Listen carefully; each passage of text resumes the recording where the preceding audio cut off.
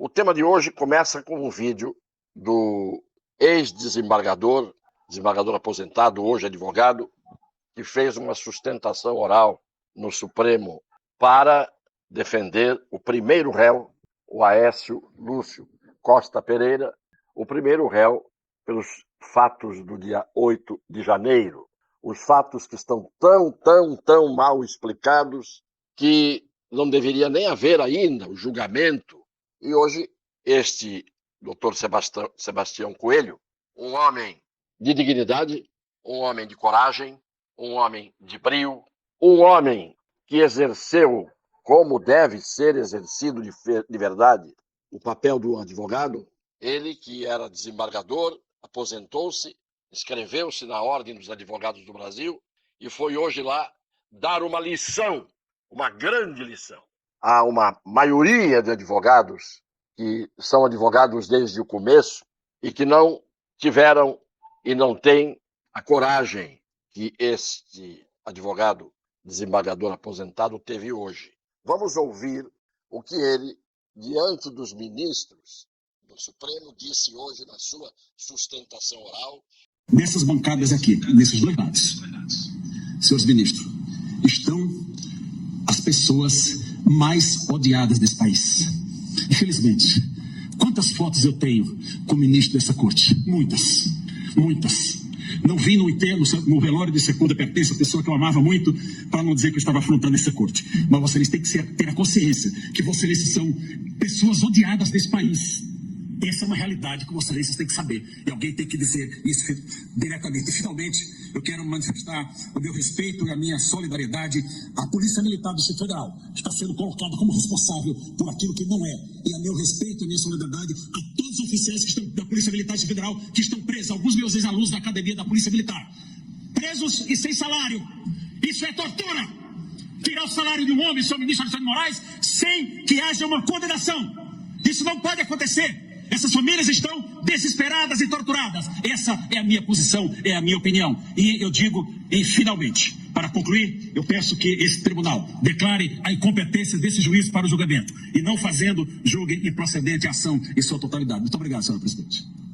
Eu quero, neste momento, prestar a minha homenagem, a minha reverência a esse advogado que teve a coragem, diante de uma corte, de dizer algo, como eu já disse antes, com o que concorda uma grande parte da nação brasileira.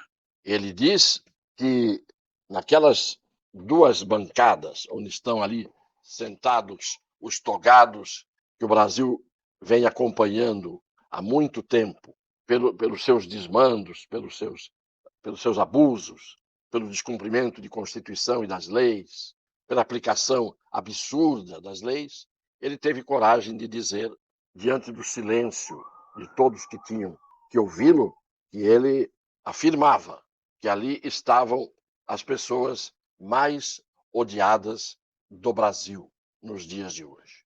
E ele repetiu de novo isso, falou duas vezes isso. Portanto, quando a gente vê isso, ainda sobra, eu não digo nem um resto de esperança, porque uma andorinha não faz verão. Quantas pessoas gostariam de falar o que ele falou? E por quantas pessoas ele falou ali? O ministro disse que ele estava falando em nome de uma minoria. É por isso que os ministros não podem andar na rua, não podem sair em público, não podem estar à vontade em qualquer lugar aonde pisem, dentro e até mesmo fora do país, onde eles estão mais, às vezes, do que dentro, exatamente porque de todos os lados vêm aqueles que verberam e condenam a ação hoje do judiciário brasileiro, e isto é uma injustiça, porque no judiciário brasileiro há muita gente digna, muita gente que merece respeito, mas o exemplo que vem de cima contamina praticamente todo o contingente. Os péssimos exemplos que vêm de cima contaminam o contingente e pagam aqueles que não merecem. De qualquer maneira, ele não poupou ninguém.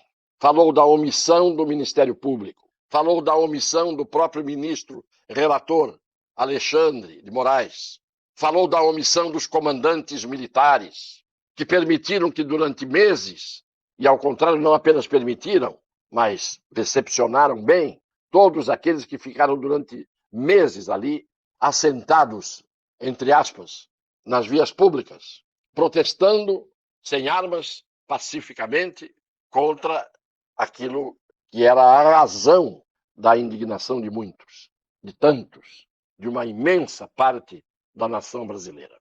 O fato é que o primeiro réu, que aparece em 3 imagens, desarmado, falando coisas absolutamente não agressivas, não pregando nenhum tipo de golpe, nem de coisa nenhuma, foi condenado hoje a uma pena equivalente a alguém que, reincidente, que muitas vezes criminoso, pratica um crime de homicídio qualificado e não toma essa pena. Às vezes, eu fico pensando que num crime de homicídio a pena vai de 6 a 20 anos. E no homicídio qualificado a pena mínima é de 12. Este Aécio Lúcio Costa Pereira, que estava entre os vândalos naquele dia, foi condenado pelo senhor Alexandre de Moraes a 17 anos de reclusão. Isto é, praticamente a soma de um homicídio qualificado mais a pena de um homicídio simples. Portanto, uma pena de 17 anos de reclusão é uma pena gravíssima. O ministro Nunes deu uma pena de 2 anos e 6 meses, porque o ministro Nunes, corretamente, condenou esse réu apenas pelo ato de vandalismo, isto é, pela destruição de patrimônio tombado, e que tem uma pena de 6 meses a 2 anos, e pela pena de invadir os prédios dos poderes. Pois bem, que penas foram aplicadas, que crimes foram tipificados pelo ministro Alexandre de Moraes? O crime do dano qualificado, destruição do patrimônio público. Correto. Se alguém foi visto fazendo isto, se há uma prova de que cada um que fez isso, não há dúvida que merece uma pena. E a pena é de 6 meses a 2 anos. Se aplicar a pena máxima, daria 2 anos. Mas ele aplicou pena de outros crimes. Mas, principalmente, aplicou 2 penas por 2 crimes que não ocorreram, e todo mundo sabe, o Brasil inteiro sabe. As pessoas mais fanáticas, que estejam do lado que estiverem, sabem que não aconteceu nem o crime do artigo 359-M, nem o crime do artigo 359-L. O que diz o artigo 359-L? Abolir o Estado democrático de direito. E o artigo 359-M? Tentar depor o governo por meio de violência ou grave ameaça. Naquele domingo à tarde, em que uma grande parte dos que subiram a rampa e foram para a laje do Congresso Nacional, e aqueles outros que entraram no Palácio do Planalto e na sede do Supremo, alguém ali tinha ao menos um estilingue, alguém tinha alguma arma de fogo, alguém estava dirigindo um tanque, um carro blindado, portando um fuzil, uma arma de grosso calibre. Não. Se alguém carregava na mão alguma coisa, como regra, eram bandeiras. Daí a se dizer que aquelas pessoas tentaram depor o governo por meio de violência ou grave ameaça. No dia seguinte, estavam todos os ocupantes de cargo de poder normalmente tomando as suas providências e as suas atitudes. Menos alguns, evidentemente, que não estavam tomando regularmente suas providências, como o general G. Dias, como o ministro Flávio Dino, como outros tantos. Mas os que estavam no poder, no dia seguinte estavam no poder, determinando prisões, determinando encarceramento, determinando providências drásticas. Congresso Nacional, que no dia estava vazio, porque os deputados e senadores, como sua, em grande maioria, ficam flanando, evidentemente não estavam lá. O governo não ficou abalado nem por um instante. No dia seguinte, o governo estava, tanto quanto na véspera, governando normalmente. Alguém tentou abolir o Estado democrático de direito, impedindo ou restringindo o exercício dos poderes? Qual foi o poder que teve o seu exercício impedido ou restrito? O direito penal é implacável. E eu não tenho que ensinar isso ao ministro Alexandre de Moraes, nem aos ministros do Supremo, que ignoram o direito para aplicar o torto. Então, não há possibilidade de você pegar esses dois crimes, que são de extrema gravidade, e tipificar na conduta daquela turma que saiu andando, caminhando lentamente, num domingo cinzento, com todas as ruas desobstruídas, com todos os prédios desprotegidos, alguns até com as portas já abertas, entraram ali, saíram e acabou. Não houve tentativa de abolir o Estado Democrático de Direito e nem de depor governo por meio de violência ou grave ameaça, com impedimento ou restrição do exercício dos poderes constituídos. Os poderes constituídos, feliz ou infelizmente, mal ou bem constituídos, não estão sendo impedidos e nem devem ser impedidos de exercerem os seus deveres. Deveriam ser impedidos de não exercerem os seus deveres, de descumprirem os seus deveres.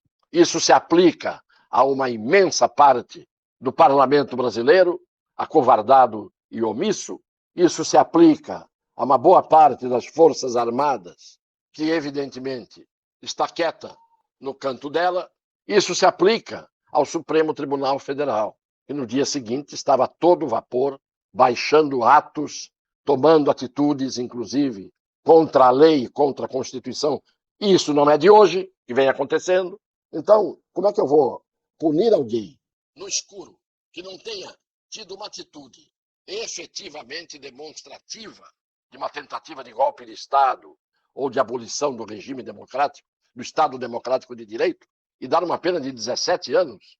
Que pena nós vamos dar para os que matam de forma torpe, de forma cruel, de forma impiedosa as pessoas, para aqueles que sequestram, para aqueles que traficam entorpecente de uma forma desbragada pelo Brasil inteiro e internacionalmente, e com suas armas festejam os malfeitos, fazendo foguetório na base da bala do fuzil, da metralhadora ou da bazuca. Que pena nós vamos dar a esses.